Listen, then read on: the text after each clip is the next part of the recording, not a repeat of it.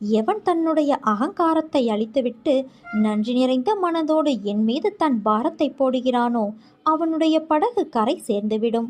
மாயையும் அதன் செயல்பாடுகளும் இருந்தால் இருக்கட்டும். மாயை என் பாதங்களில் சரணடைந்து என் ஆதீனத்திலேயே இருக்கும். என்னை எப்போதும் வணங்கும் என் அன்பு குழந்தையின் அருகில் கூட மாயை வராது. உன்னுடைய காரியங்கள் அனைத்தும் வெற்றி பெறப்போகிறது. உன் துயரங்கள், வியாதிகள், கடன் சுமைகள் அனைத்தும் உன்னை விட்டு விலகப் போகிறது. கூடிய விரைவில் நீ விரும்பும் எண்ணங்கள் நிறைவேறும் என் தங்கமே.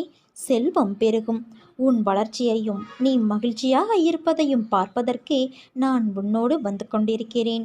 துயரங்களின் தாக்கத்தை தாங்க முடியவில்லையே என்று புலம்பாதே.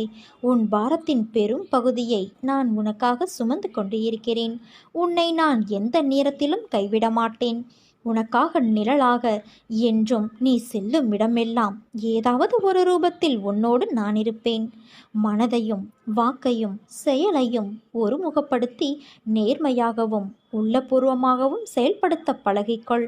அவ்வாறு நீ உன் வாழ்வில் செயல்பட துவங்கினால் உன்னுடைய துக்கங்கள் அனைத்தும் ஒரு முடிவுக்கு வரும்.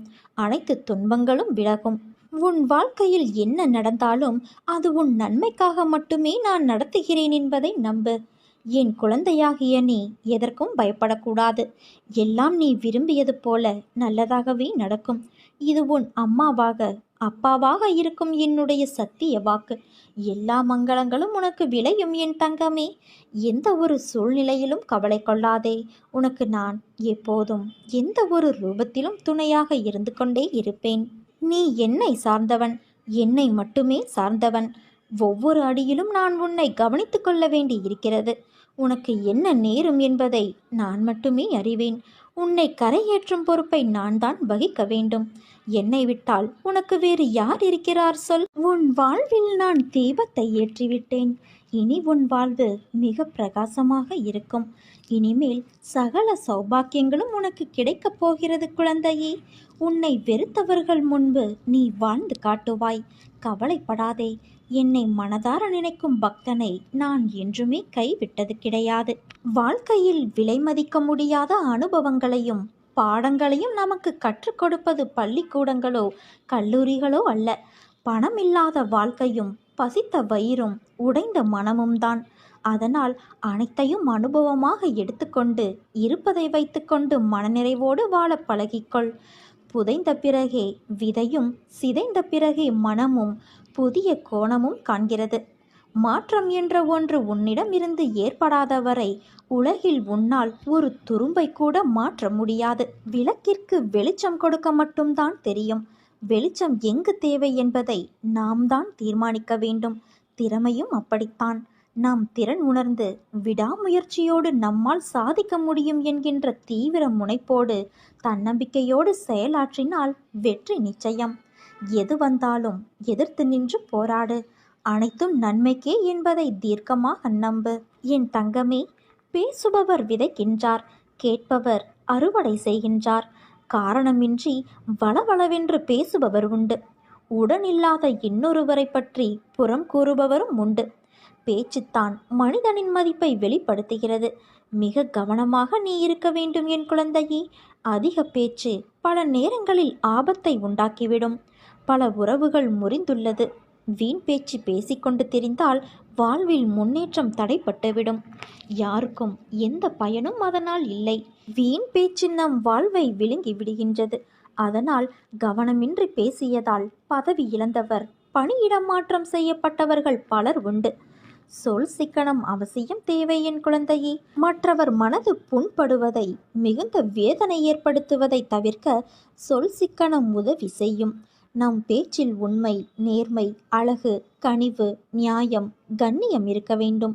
நம் பேச்சில் போய் புறம், அவதூறு இருக்கக்கூடாது. எந்த தொழிலிலும் சில தவறான ஆட்கள் இருக்கிறார்கள்தான். ஆனால் எல்லோருமே அப்படிப்பட்டவர்கள் அல்ல. பேசியே கெட்டவர்கள் இங்கு ஏராளம் உண்டு.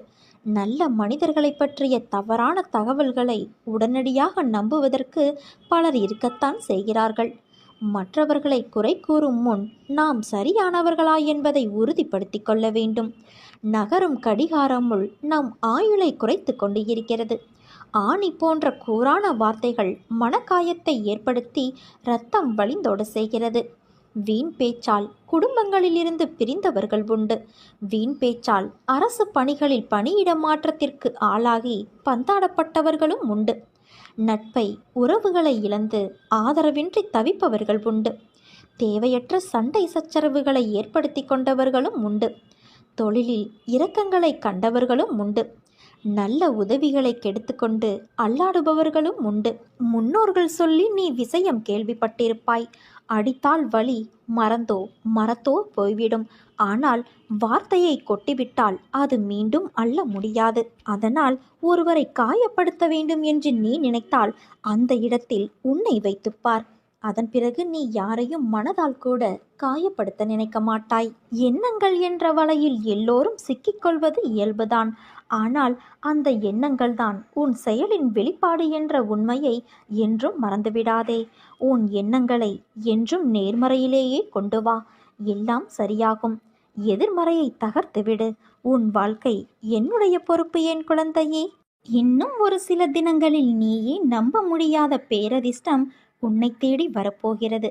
இனி உன் வாழ்வில் பணத்தை எண்ண நேரம் இருக்காது குழந்தையே. அந்த அளவிற்கு பணம் கொட்டென கொட்டப் போகிறது. நீ போகும் வழியில் சில முட்கள் இருக்கும். நீ என்னதான் கவனமாக நடந்தாலும் சில முட்கள் உன்னை காயப்படுத்தும், வலியை உண்டாக்கும்.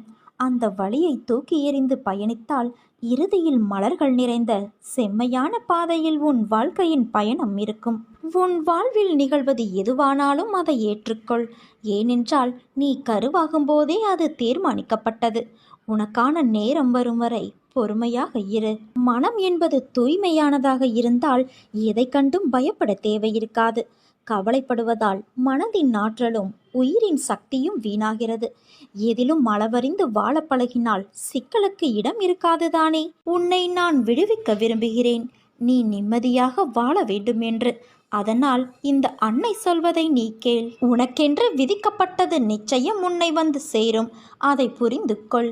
உன் உழைப்பு என்றுமே வீணாகாது. வாழ்வில் லட்சியத்தை அடைய வேண்டும் என்ற எண்ணமும் பொறுப்பும் கண்டிப்பாக இருக்க வேண்டும். அதே சமயம் எதையும் ஏற்றுக்கொள்ளும் பக்குவமும் வேண்டும். இந்த வாழ்க்கையே எனக்கு வேண்டாம் என்று சொல்லும் அளவிற்கு அனுதினமும் ஏதாவது ஒரு கஷ்டம் எனக்கு மட்டும் வந்து கொண்டே இருக்கிறதே என்று புலம்பாதே. நான் உனக்கு பலமுறை கூறிவிட்டேன். இந்த உலகில் உள்ள அனைவருக்கும் இது போன்ற நிகழ்வுகள் நடந்து கொண்டுதான் இருக்கிறது என்று. உனக்கு பெரிதாக தெரியும் பிரச்சனை மற்றவருக்கு சிறிதாகப்படும். உனக்கு சிறிதாக இருக்கும் பிரச்சனை மற்றவருக்கு தலையாய பிரச்சனையாக இருக்கும். உன்னுடைய பலத்தை நீயே நம்பவில்லை என்றால் வேறு யார் நம்புவது? நம்பிக்கையோடும் மன தைரியத்தோடும் நிதானமாக யோசித்து செயல்படு. உன் காரியம் நிச்சயம் கைகூடும். நிகழ்காலம் உனக்கு கடினமானதாக இருந்தாலும் இது நிரந்தரம் என்று நினைத்து கொள்ளாதே. நிலைகள் மாறும், காலம் மாறும். உன் அம்மா நான் மாற்றுவேன் என் குழந்தையே. நீ எல்லா செல்வ வளங்களையும் பெற்று நல்ல பெயரோடு நிம்மதியான வாழ்க்கையை வாழ்வாய். உன் எல்லா சூழ்நிலைகளிலும் உன் அன்னையான நான் உனக்கு துணை இருப்பேன் குழந்தையே. என் வார்த்தைகள் மீது நம்பிக்கை வைத்து செயல்படு. நல்லதே நடக்கும். எல்லா இடங்களிலும் துரதிர்ஷ்டம் உன்னை துரத்துகிறது என்று நீ எண்ணுகிறாய். அது முற்றிலும் தவறான எண்ணம். உன்னை விதியும் ஆசைகளும் இக்கட்டான சூழ்நிலையில் நீ எடுத்த முடிவுகளும் தான் இந்த நிலைக்கு உன்னை இழுத்து சென்று விட்டது. கவலை வேண்டாம் குழந்தையே. எல்லாம் முடிவரும். நம்பிக்கையோடு நீ செயல்படு. எப்போது என்ன நடக்குமோ என்கிற பயம் உன்னை சூழ்ந்து இருக்கும் வரை உன்னால் நிதானமாக யோசித்து செயல்பட முடியாது. முதலில் மனதை ஒருநிலைப்படுத்து. மனதில் அமைதியில்லாமல் நீ எதை செய்தாலும் அது சிறப்படையாது. எல்லோரும் உன் உள்ளத்தை காயப்படுத்தும் விதத்தில் நடந்து கொள்கிறார்களே என்று வருந்தாதே. உனக்கு நான் ஒன்றை கூறுகிறேன் கேள். உன் கண்ணீரை வீணாக்காதே. உன் தேவை வலிமை புரியாதவர்களுக்காக நீ வருத்தப்படுவதால் உன் மதிப்பு அவர்களுக்கு தெரிவது இல்லை. நீ அவர்களை பற்றியே யோசித்து மனம் சோர்வடைந்து உன் லட்சியத்தை நோக்கி முன்னேறி செல்வதில் சுணக்கமாகிறது. அப்படிப்பட்டவர்களிடமிருந்து நீ சற்று விலகியிருப்பதே உனக்கு நல்லது என் தங்கமே. அதற்காக அவர்களுக்கு தீமை செய் என்று நான் சொல்லவில்லை. அவர்களே உன் தேவையறிந்து உன்னை தேடி வரும் பட்சத்தில் நீ உதவி செய். மன அமைதி இழந்து நிற்கும் உன் வாழ்க்கை கூடிய விரைவில் மாறும். நீ எதிர்பார்த்த நிம்மதியான மகிழ்ச்சியான வாழ்க்கையை வாழப்போகிறாய். இன்று உனக்கு ஏற்பட்ட விஷயங்களை நீ அவமானம் என்று கருதாதே. உன் மனதில் கபடம் இல்லை. உன் மனதிற்கு தெரியும் யார் உன்னை ஏமாற்றுகிறார்கள் என்று. அவர்களை உன் வாழ்விலிருந்து நகர்த்தி வை. எதையும் பொறுத்து கொள்ளலாம், ஆனால் நம்பிக்கை துரோகத்தை மட்டும் பொறுத்து கொள்ள முடியாது. அப்படி செய்த அவர்களை என் கையில் விட்டுவிடு. அவர்களுக்கு நல்ல பாடத்தை நான் கற்றுக் கொடுக்கிறேன். நீ எதையும் வெளிக்காட்டாதே குழந்தையே. உன் மிகப்பெரிய சொத்து நிம்மதிதான். அதை உன்னை மதிக்காதவர்களுக்கு நீ செலவழிக்காதே. அவர்களுக்கு மதிப்பை எப்படி கொடுக்க வேண்டும் என்பதை நான் அவர்களுக்கு புரியும்படி செய்வேன். நீ அழாதே குழந்தையே. இன்று உன் மனதில் ஏற்பட்ட காயம் என்பது எனக்கு ஏற்பட்டதற்கு சமம். அதை நான் எப்படி பந்தாடுகிறேன் என்பதை நீ பார். நான் என்ன செய்தேன்? ஏன் என் வாழ்வில் மட்டும் இவ்வளவு வலி? ஏன் எல்லோரும் என்னை வந்து காயப்படுத்துகிறார்கள் என்று புலம்புகிறாய்? மற்றவர்கள் செய்த தவறு, துரோகம் ஏன் சுற்றி இருப்பவர்களுக்கு தெரியவில்லை? ஏன் என்னை இப்படி குற்றவாளிகளாக பார்க்கிறார்கள்?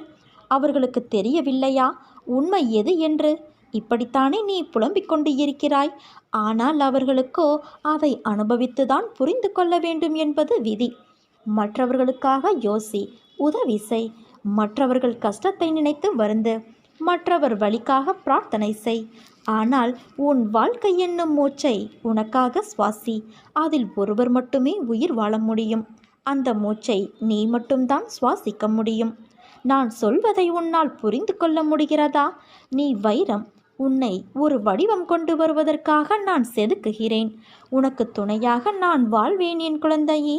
நீ என் பரிபூரண அருளும் ஆசிர்வாதமும் அன்பும் பெற்ற என் செல்ல குழந்தை. நான் இல்லாமல் நீ எப்படி தனித்து இருக்க முடியாதோ அப்படித்தான் உன்னை பிரிந்தும் என்னால் தனித்திருக்க முடியாது. உன்னை என் கரத்தில் தாங்குகிறேன். உன் கர்மாக்கள் எல்லாம் மீதமில்லாமல் நசிந்துவிடும் அளவுக்கு என் பெயரை உச்சரித்து கொண்டே இருப்பதால் ஒரு லோபியைப் போல ஒரு பொக்கிஷமாக இரவு பகலாக உன்னை நான் பாதுகாக்கின்றேன். யாரிடம் நீ மனமிட்டு உன் குறைகளை பகிர்ந்து கொள்கிறாயோ அங்கிருந்து நிவர்த்திக்கான வழிகளை நான் நேர் செய்கிறேன். யாரை தேடி நீ போகிறாயோ அவராகவே நான் இருந்து உன்னை வரவேற்று உபசரிப்பேன். எனக்கு பிரியமானவர்கள் உனக்கு ஆசி கூறுவார்கள். அந்த ஆசியை வழங்குவது உன் அன்னையான நானே என்று அறிந்து கொள். சோதனை காலத்தில் உன்னோடு யாராவது பயணித்தால் அதுவும் நானே. வீட்டில் இருக்கும் சந்தோஷம் மிக பெரியது. அந்த சந்தோஷத்தின் அடிப்படையில்தான் உன் கஷ்டம் விலகுவதன் வேகமும் இருக்கிறது. மனதில் இருக்கும் எல்லா கஷ்டங்களையும் அவற்றை அனுசரித்து நீ நடப்பதையும் பிறரது கிண்டலுக்கும் கேலிக்கும் ஆளாகி அவமானப்பட்டு நிற்பதையும் அநியாயமாக உன் உடைமைகளை பிறர் அபகரித்து கொண்டு உன்னை நடுத்தெருவில் நிற்க வைத்ததையும் இன்னும் பலர் அப்படி முயற்சிப்பதையும் நான் அனைத்தையும் அறிவேன். தப்பு செய்தவர்களுக்கு தண்டனையை தப்பாமல் தந்து உனக்கு நீதியை சரி செய்யும் நாள் நெருங்கிக் கொண்டு இருக்கிறது. நம்பிக்கையாய், பொறுமையாய், நேர்மையாய் உன்னை வழிநடத்தி வெற்றி என்னும் அமிர்தத்தில் நிம்மதியான மனநிறைவில் நீ தித்திக்கப் போகின்றாய். சதா என்னை நினைத்து கொண்டு இரு. நான் அனைத்தையும் நடத்துகிறேன் என திடமாக நம்பு. எனக்கு நானாகவே செய்கிறேன் என்ற பாவனையை வளரவிடாதே குழந்தையே. நான் உனக்கு துணையாக இருப்பேன். விதைகள் என்றுமே தன் வளர்ச்சிக்கு காரணங்களை தேடுவது இல்லை. நாம் விதைக்கப்பட்டோம். எல்லா தடைகளையும் கடந்து ஒரு நாள் மரமாக உருவெடுப்போம் என்ற நினைப்புதான் அது வளர்ந்து நிற்க காரணம்.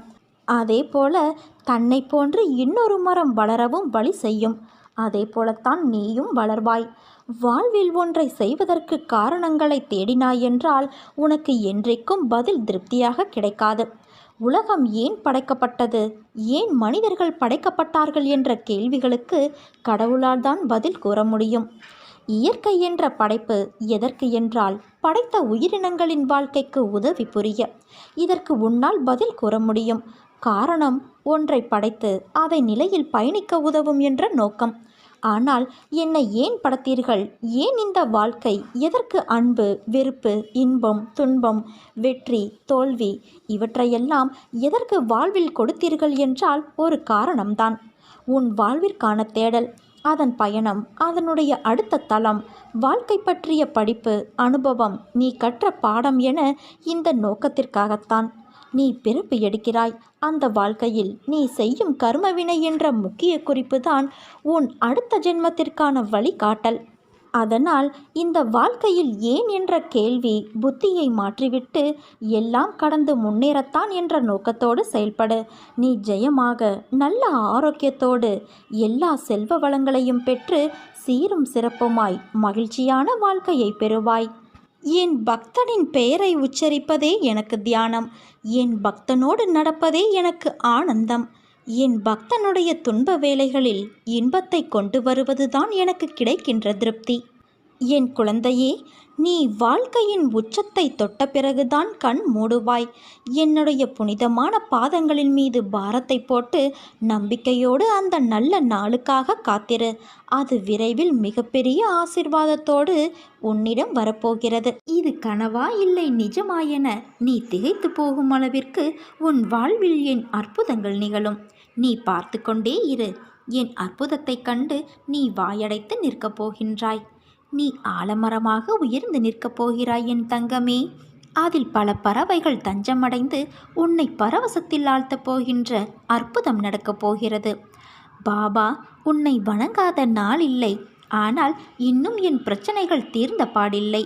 மாறாக நாளுக்கு நாள் அதிகமாகிக் கொண்டே வருகிறது. என்ன செய்வது என்று கூட தெரியவில்லை. சில நேரங்களில் நான் தற்கொலை செய்து கொள்ளலாமா என்ற முடிவுக்கு கூட வந்துவிடுகிறேன்.